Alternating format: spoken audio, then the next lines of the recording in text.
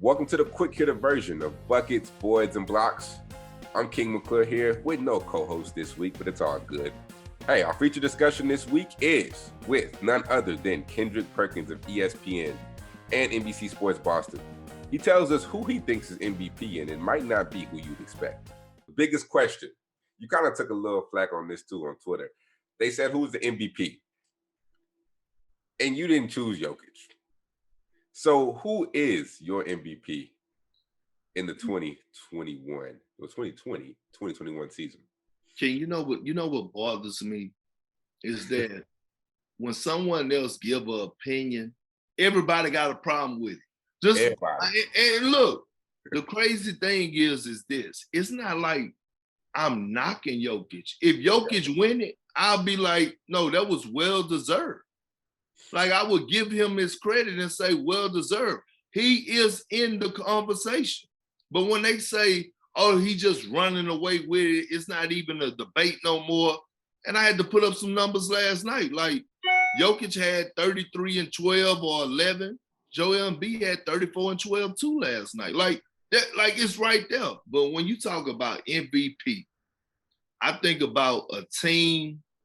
And if you take this player off the team, where would this team be, or where was this team before this player got there?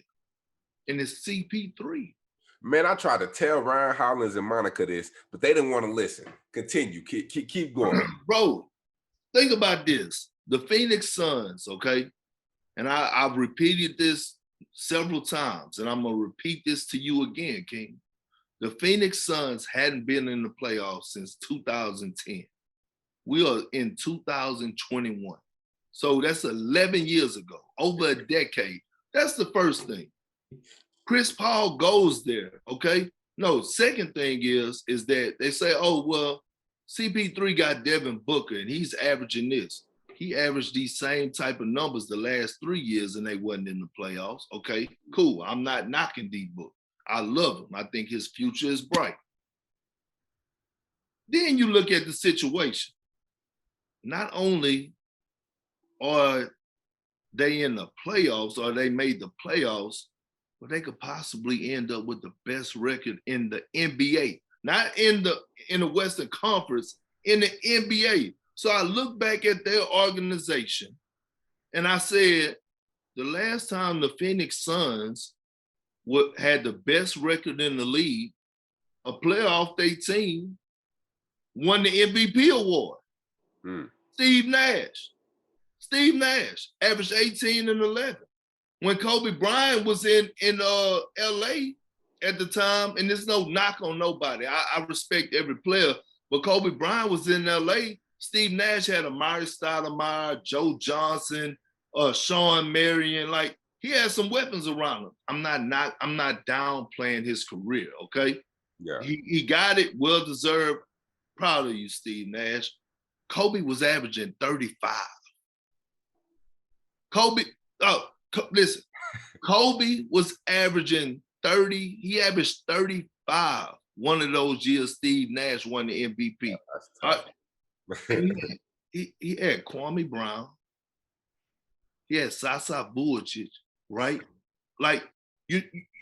Okay, so I'm not even about to go there with the personnel. My point is this with CP3. Same organization, same position, same regular season results.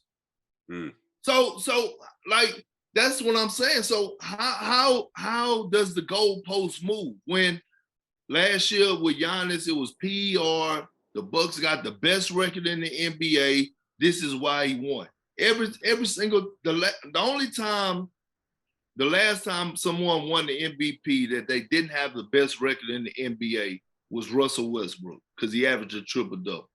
But what I'm saying is that CP3 is averaging close to 17 points a game, all right? And right around at 9 assists a game. And I just don't understand how is the goalpost moving when it comes down to CP3 and the situation with Steve Nash. And then Max, let me tell you about Max Kellerman. He tries to tell me yesterday they was wrong when they voted Steve Nash that year for the MVP. And I said, so does that make it? So you gonna hold that against CP3? Well, if you want to be wrong again, no, it ain't wrong. It's just what it was at the time, like, and what it was, your impact on that organization and winning, bro. So CP3 in my eyes is my MVP. I wouldn't be mad if Jokic won it. I would say, man, well deserved, especially as a former big man. But I just think CP3 deserved the MVP. I agree 110%. I made the same argument. I said, if you take CP3 off of this team and look at his impact, because last year they did not make the playoffs, just off that alone, you go from not a playoff team to potentially the best in the West and maybe the best in the whole league. There's no doubt about it, the MVP. But look, before we wrap it up, look. You ever been to First Street Baptist Church? When they get hot in there and all the people start raising a fan. When the preacher's preaching the gospel, you preaching right now. That's how it go down. If you'd like to hear more from myself and Kendrick Perkins, check out the full version of Buckets, Boys, and Blocks presented by Pure Hoops Media. Also, we're on YouTube now, so you can check us out there as well. Let's go.